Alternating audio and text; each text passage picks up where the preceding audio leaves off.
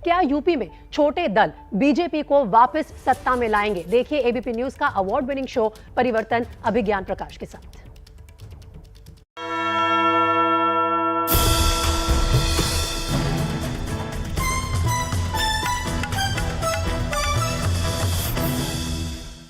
नमस्कार, पेश है इस हफ्ते का परिवर्तन। इस शो की खासियत समझ गए यार आप, क्योंकि आपका रिस्पांस इतना मिल रहा है। हम शख्सियत के जरिए सियासत पर चर्चा करते हैं, उसको समझने और समझाने की कोशिश करते हैं। अगर उत्तर प्रदेश की सियासत की बात कर रहे हैं तो कोई चर्चा अधूरी रह जाएगी छोटी पार्टियों के बड़े नेताओं की चर्चा के बगैर।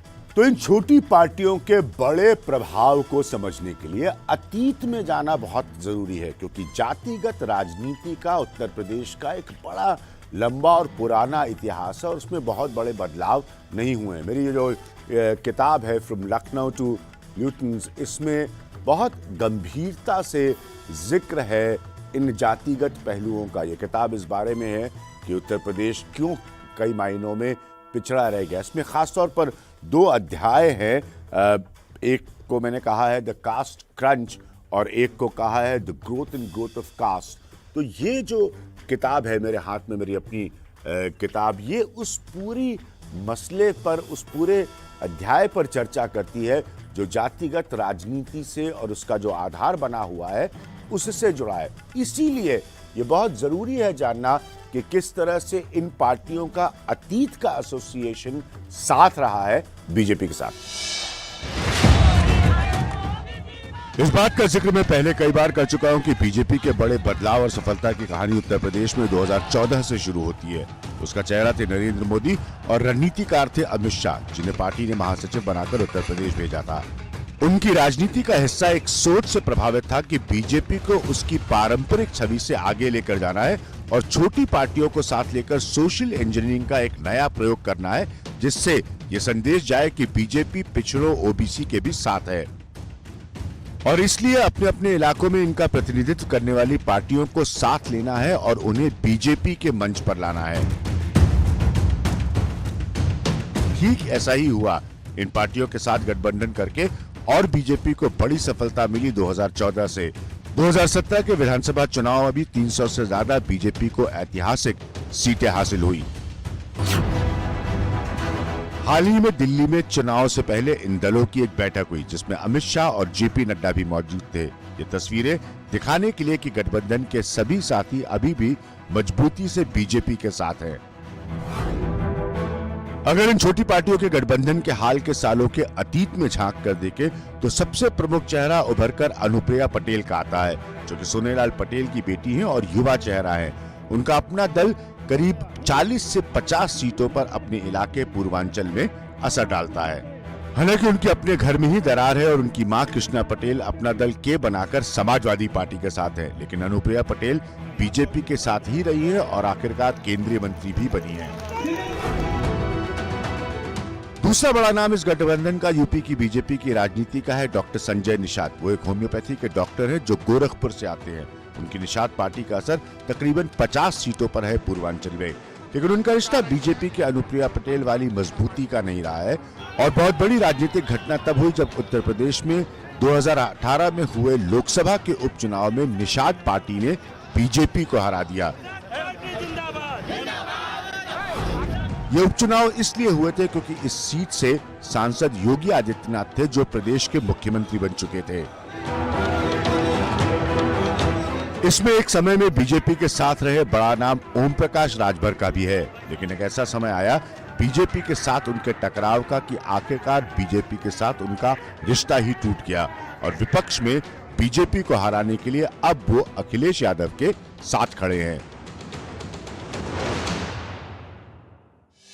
मेरा पहला पॉइंट है बीजेपी के साथियों की ताकत पर कि वो अपने अपने इलाकों में जातीय आधारों पर गहरा प्रभाव रखते हैं। मेरा दूसरा पॉइंट है बीजेपी को इन छोटी पार्टियों के साथ आने से 2014, 2017, 2019 के सभी चुनाव में राजनीतिक लाभ मिला है। मेरा तीसरा पॉइंट है अपनी जीत के अलावा इन पार्टियों का वोट जुड़कर बीजेपी के कमजोर उम्मीदवार को भी जिता सकता और यही उसकी रणनीति है। और मेरा चौथा पॉइंट है, इन छोटी पार्टियों के साथ बीजेपी के गठबंधन की राजनीति में यकीन करने की जो छवि है वो मजबूत बनती है। एक बड़ी शख्सियत उत्तर प्रदेश की राजनीति की जो दिल्ली में भी अपना असर रखती हैं, सेंट्रल मिनिस्टर हैं, वो हमारे साथ जुड़ी हैं, अनुप्रिया पटेल। अनुप्रिया जी, बहुत बहुत शुक्रिया आपका हमारे साथ जुड़ने के लिए। मेरा सीधा और पहला सवाल ये है कि परसेप्शन ये है, धारणा ये है कि बड़ी पार्टियां आपका साथ लेती हैं, आप उनको जीतने में मदद करती हैं, आप लॉयलिस्ट हैं, आप बीजेपी के साथ रही हैं, आज भी साथ हैं, लेकिन आपको जो चाहिए वो हासिल नहीं हो पाता बड़ी पार्टियों से। क्या ये सच है? क्या ये सच है कि आपको अपने हिस्से का हक नहीं मिल पाता? देखिए, भारतीय जनता पार्टी एक राष्ट्रीय पार्टी है और हमारी पार्टी एक क्षेत्रीय पार्टी है, तो निश्चित रूप से उनका जो दायरा है या उनका जो स्वरूप है वो हमारे पार्टी से, अपना दल से कहीं ज़्यादा बड़ा है। तो जाहिर सी बात है कि जो एक्सपोजर उनका होगा या जितना आप उनको देख पाएंगे या जितना लोग उनको सुन पाएंगे, उतना शायद हमारा दायरा उतना बड़ा नहीं है, इसलिए उतना हमारी स्पेस हम ऑक्यूपाई नहीं कर पा रहे हैं। लेकिन जैसे जैसे राजनीति में आप धीरे धीरे बढ़ते हैं, जैसे जैसे आपकी ताकत बढ़ती है, आपकी उपस्थिति बढ़ती है, तो आप ज़्यादा स्पेस भी लेते हैं, ज़्यादा आपका हस्तक्षेप भी होता है और आपकी परफॉर्मेंस भी उस हिसाब से ग्रो करती है, बढ़ती है और दिखाई भी पड़ती है। अनुप्रिया, आपने बहुत कॉन्फिडेंस और ऑनेस्टी से एक बात कही कि जैसे जैसे आपका प्रभाव बढ़ता है, आपका हस्तक्षेप भी बढ़ता है, आपकी प्रेजेंस यानी कि राजनीति में आपकी मौजूदगी भी पड़ती है। पॉइंट ये कि आपकी माँ आपके साथ नहीं है, और ये सवाल बार बार पूछा जाता है कि आपकी अपनी ताकत इसलिए कमज़ोर हो रही है क्योंकि आपकी माँ आपके साथ नहीं है, और एक फैमिली जिसको आपका इलाका पहचानता है वो जुड़ी हुई नहीं है, यूनाइटेड नहीं है। इसमें दो बातें हैं। पहली बात जो आपने माँ के संबंध में कही, निश्चित रूप से राजनीतिक रूप से वो मेरे साथ नहीं है, उन्होंने एक अलग रास्ता चुना है। और राजनीति में, इतिहास में ऐसे कई उदाहरण हैं जहां एक ही परिवार के कई सदस्य अलग अलग राजनीतिक विचारधाराओं के साथ जुड़ते हैं या अलग अलग राजनीतिक दलों में रहकर भी काम करते हैं। तो उस दृष्टि से ये कोई अपवाद नहीं है। दूसरी बात जो आपने कहा कि मेरी ताकत कहीं से कम हुई है, इससे मैं थोड़ा सा असहमति व्यक्त करूंगी, क्योंकि पिछले 3 चुनाव के अगर आप परिणाम देखें, 2014, 2017, 2019, आप तीनों चुनाव को देखिए कि हमारे जितने भी समर्थक रहे हैं या वोटर रहे हैं, मतदाता रहे हैं, शुभचिंतक रहे हैं, परिणाम इस बात को साबित करते हैं, इस बात का प्रमाण देते हैं कि ताकत में कहीं कोई बिखराव नहीं हुआ है। तो ये बात मैं पहले भी कह रहा हूं कि 2017 नहीं है, 2022। इसलिए देखना यह है कि बीजेपी के साथ साथ इन पार्टियों का, अनुप्रिया पटेल का, संजय निषाद का, इनका भी अपना कितना बड़ा दाव है इन चुनावों में और कितनी बड़ी चुनौती है इन इलेक्शंस में। जब कुछ दिनों पहले पूर्वांचल एक्सप्रेसवे का भव्य उद्घाटन हुआ खुद प्रधानमंत्री नरेंद्र मोदी द्वारा मुख्यमंत्री योगी आदित्यनाथ की मौजूदगी में, तो यह साफ हो गया कि पूर्वांचल की राजनीतिक जंग कितनी अहमियत रखती है। साथ ही खुद बनारस से सांसद नरेंद्र मोदी ने काशी विश्वनाथ मंदिर पर बने कॉरिडोर का भी उद्घाटन किया। एक और बड़ा आयोजन बीजेपी की पूर्वांचल में बड़ी मौजूदगी का। और आखिरकार आया पार्टी की तरफ से एक बड़ा फैसला। गोरखपुर से कई बार सांसद रहे खुद मुख्यमंत्री योगी आदित्यनाथ 2022 में गोरखपुर से चुनाव लड़ेंगे। यानी कि पूर्वांचल पर अपनी पकड़ बीजेपी इन चुनावों में जरा भी हल्की नहीं पड़ने देना चाहती और पूरी ताकत के साथ वो तैयार है। लेकिन इस पूर्वांचल की राजनीतिक जंग का एक बड़ा और पुराना अहम पहलू है और वो है जातीयता का आधार, जिसे बीजेपी भी बखूबी जानती है और समाजवादी पार्टी भी। वहां की राजनीतिक जंग की क्षेत्रीय हकीकत भी है, जिसकी वजह से उन आधारों पर बनी छोटी पार्टियों की अपनी पकड़ और भूमिका है। कहा यह भी जाता है राजनीतिक विश्लेषकों द्वारा कि इन पार्टियों के नेता अलग अलग समय पर अलग अलग माहौल में अलग अलग पार्टियों के साथ जुड़ जाते हैं, लेकिन इनके समर्थक इनके साथ ही बने रहते हैं। तमाम ऐसी जातियां रही हैं जिनको अवसर नहीं मिला, उनके साथ अन्याय धोखेबाजी हुआ, शोषण हुआ है। तो इन्हें इसीलिए लाया गया है कि सभी अपने साथ मिलकर सभी जातियों के सुख दुख में और उनको विकास की मुख्यधारा में लाया जा सके।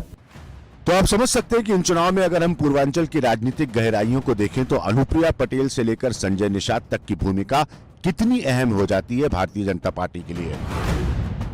छोटी पार्टियों को साथ लाने के जिस सफल प्रयोग का जिक्र मैंने पहले किया था बीजेपी के लिए 2014 से आगे, इस प्रयोग को अब बीजेपी को कड़ी चुनौती देने के लिए अपने तरीके से अखिलेश यादव ने इन चुनाव में अपनाया है। इसलिए ओम प्रकाश राजभर, स्वामी प्रसाद मौर्य और दारा सिंह चौहान जैसे नामों का साथ छोड़ना बीजेपी के लिए महज खबर नहीं है, इसका असर होगा पूर्वांचल की सियासी जंग पर सीधे तौर पर, और बीजेपी और समाजवादी पार्टी के बीच की चुनौतियां बढ़ेंगी, कम नहीं होंगी। ये भी समझना जरूरी है कि इन छोटी पार्टियों की जो बीजेपी के साथी, इनकी कमजोरी क्या है। मेरे हिसाब से इसका पहला पॉइंट है जातीय आधार पर सिर्फ अपने अपने इलाकों में असर रखते हैं, यानी कि बड़ा प्रभाव, बड़ा असर इनका नहीं है। मेरा दूसरा पॉइंट है अगर इनका वोट किसी और तरफ चला जाए तो पूरे समीकरण को भारी नुकसान पहुंच सकता है। मेरा तीसरा पॉइंट है बीजेपी के बड़े आभा मंडल की वजह से इनकी अपनी पहचान कमजोर पड़ जाती है, क्योंकि बीजेपी बहुत बड़ी पार्टी है। और चौथा पॉइंट है वैचारिक तौर पर बीजेपी की मूल विचारधारा से ये मेल नहीं खाते। छोटी पार्टियां बड़ी पार्टी के कमजोर कैंडिडेट को जितवा देती हैं, उनका वोट जो है उसमें जुड़कर बड़ी पार्टियों के कमजोर कैंडिडेट को जितवा देता है। क्या आपको लगता है कि इसका रिवर्स भी होता है, क्योंकि आप साथ में हैं तो उनकी मदद आपको मिले आपके उम्मीदवारों को जीतने के लिए? अमूमन ऐसा नहीं हुआ है, इसीलिए कहते हैं कि छोटी पार्टियों को एक स्तर के बाद एक्सप्लॉइट कर लिया जाता है। जो बात आप कह रहे हैं वो पूरी तरीके से मैं नकारूंगी नहीं, क्योंकि ऐसे अनुभव होते हैं कि बड़ी पार्टी और छोटी पार्टी ने साथ में एक गठबंधन कायम किया तो छोटी पार्टी का जो वोटर है अपने नेता के प्रभाव में या अपने नेता की अपील पर वोट ट्रांसफर कर देता है, लेकिन बड़ी पार्टियों का वोट जो होता है वो छोटे दलों के प्रत्याशियों को ट्रांसफर नहीं होता है। ये ऐसे अनुभव आए हैं। लेकिन हमारा जो भारतीय जनता पार्टी के साथ गठबंधन रहा, मैं कहूंगी कि हम दोनों बड़े भाग्यशाली रहे हैं कि हमारे गठबंधन में ऐसी परिस्थिति विकसित नहीं हुई, और यही कारण है कि 2014, 2017, 2019 आप इन तीनों चुनाव को देखिए तो एनडीए गठबंधन के प्रति जनता का विश्वास रहा है और वोट ट्रांसफर दोनों तरफ हुआ है। इसलिए जो अनएक्सपेक्टेड नंबर्स थे, चाहे एमपी के टर्म्स में हो या एमएलए सीट्स के टर्म्स में हो, जो एनडीए के जो कलेक्टिव नंबर्स आए हैं वो बहुत ही अनएक्सपेक्टेड आए। शायद भारतीय जनता पार्टी भी अपनी असेसमेंट करती होगी तो कैलकुलेशन में ये फिगर्स नहीं आते होंगे, या हमने भी अगर सेपरेटली असेसमेंट किया होगा तो इतने बड़े फिगर की हमें शायद एक्सपेक्टेशंस नहीं रही होंगी। तो ये दोनों के आपस में आने से एक सिनर्जी क्रिएट हुई। तो मुझे लगता है कि अपना दल और भारतीय जनता पार्टी के गठबंधन ने कहीं ना कहीं एक वो जो पैटर्न चल रहा था उसको बदला तो है, और इसके लिए हमने बहुत काम भी किया है, क्योंकि ऊपर से तो लीडरशिप साथ में आके गठबंधन बना लेती है, लेकिन ग्रास रूट पे जो वर्कर्स होते हैं दोनों पार्टियों के, उनके बीच में सामंजस्य बैठाना आसान बात नहीं होती है। और हमारे सामने भी ये चुनौतियां आई हैं, और मुझे लगता है कि 3 पड़ाव जो हमने पार किए, ग्राउंड पे और ये अंडरस्टैंडिंग काफी हद तक हमें एक बेहतर प्लेटफॉर्म पर ले आए। ग्राउंड पे वर्कर्स की अंडरस्टैंडिंग के बगैर पॉलिटिकल पार्टीज नहीं ऑपरेट कर सकती। परिवर्तन के इस एपिसोड में एक बड़ी शख्सियत से हमने बात की और सच्चाई के साथ कि जातियों की राजनीति का आधार वहां पर कैसा है और कितना पुराना है। ये बात जो है वो काफ़ी डिटेल में मैंने अपनी इस किताब from Lucknow to Lutyens the power and plight of UP, उसमें भी इसका इसीलिए जिक्र किया है क्योंकि इतिहास के पन्ने उसका गवाह हैं उत्तर प्रदेश में। और बड़ी बात यह है कि क्या ये सब आगे बदलेगा, और ये जो बीजेपी के साथी हैं क्या ये किसी किस्म के परिवर्तन होने से रोक पाएंगे इस बार उत्तर प्रदेश में। ये था आज का एपिसोड।